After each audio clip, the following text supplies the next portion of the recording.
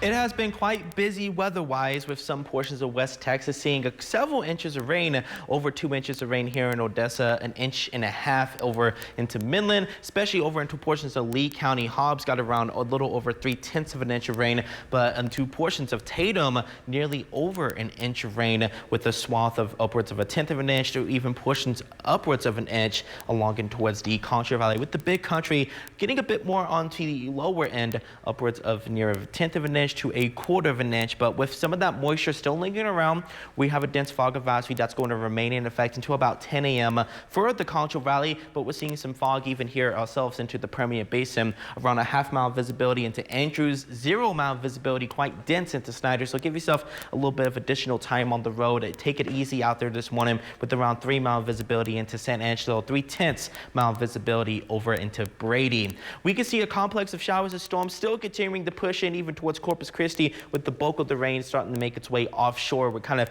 a bit into a dry pocket here into West Texas, but we're seeing some high-level clouds, beginning to sneak in, which will give us some morning clouds, but that will fade out to sunshine by our afternoon and evening, with another opportunity of an isolated storm today. I think we'll get a quick break heading into Thursday with a very low 5 to maybe 10% of us to see an isolated shower or storm. So expect mostly dry conditions on Thursday. We'll pick it up to about a 20% coverage as we head into Friday, as we'll get into a slightly more favorable pattern with this upper level low towards the west. What that's going to do is still linger around us to keep rain chances as we head towards the weekend, but we may be able to see high pressure form as we head into early next week. Depending on its strength, it could keep rain chances low, but I think we'll have just enough weakness still to keep some small rain chances as we working towards early next week. So right now, coverage for at least the next 7 days relatively stay around 10 to 20% coverage, especially even working into around early next week. But temperatures,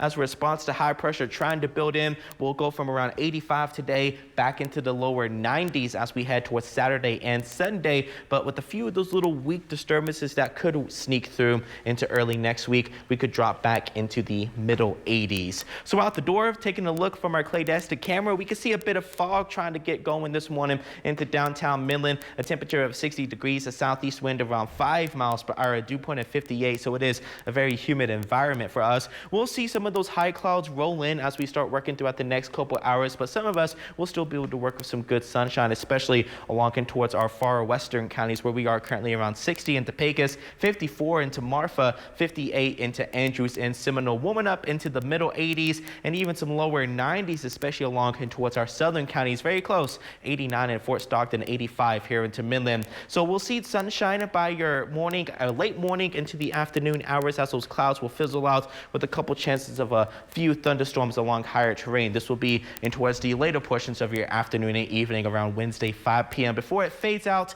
as we head in towards the late evening hours. So only expecting a 10% coverage of showers and storms for San Angelo and Abilene today.